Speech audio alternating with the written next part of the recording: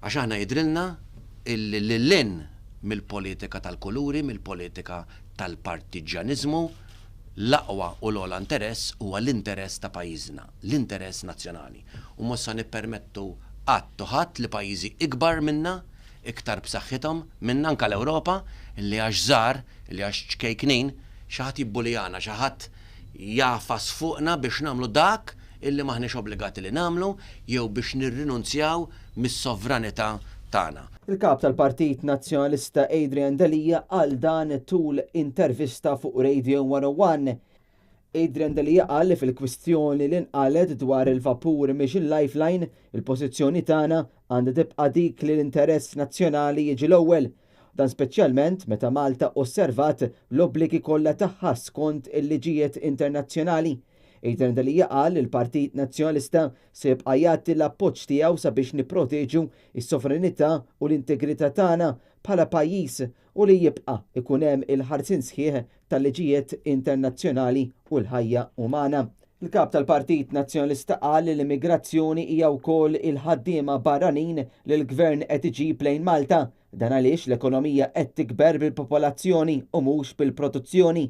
Adrian Delija qal li dan in-nuqqas ta' pjan mill-gvern qed iwassal biex ikun hawn impatt fuq il-ħaddiema Maltin, l-infrastruttura u l-ambjent, iżda wkoll fuq il-prezzijiet tal-proprjetà u l-kirjiet. Adrian Delija qal li l-pis tal-akkomodazzjoni qed tiżdied mal-pisijiet li qed ikollhom iġorru l-familji Maltin u Għawċin.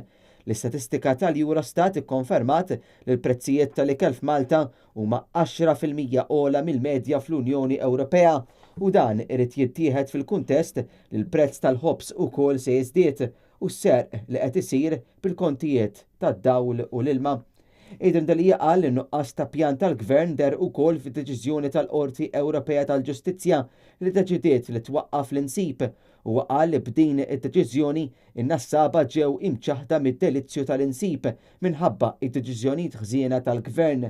Issa x-xogħol tagħna hu illi npoġġu bil-qeda magħhom, ninżlu magħhom, immorru għandhom aħna. Kien hemm ħafna nassaba illi kompletament telqu lill-Partit Nazzjonalista. Il-messaġġ tiegħi lil dawn in-nies hu illi l-bib tal-Partit Nazzjonalista mhux għal ftit jew għal ħafna huwa miftuħ, imma l kulħadd. Mela jew hawnhekk jew niġu aħna, niġu għandkom u nisemgħu u nfehmu, naraw jekk hemmx soluzzjonijiet u fejn hemm il-pajjiż irid jiġġieled għalihom. Adrian Delija tkellem ukoll dwar il-vot tal-emendi għal-liġi tal-IVF li l-gvern għadda mill-Parlament mingħajr konsultazzjoni serja mas-soċjetà ċivili kif kien wiegħed. Din il-liġi mhux biss il-ħajja mhijiex sa tipproteġi imma laqas lis-soċjetà.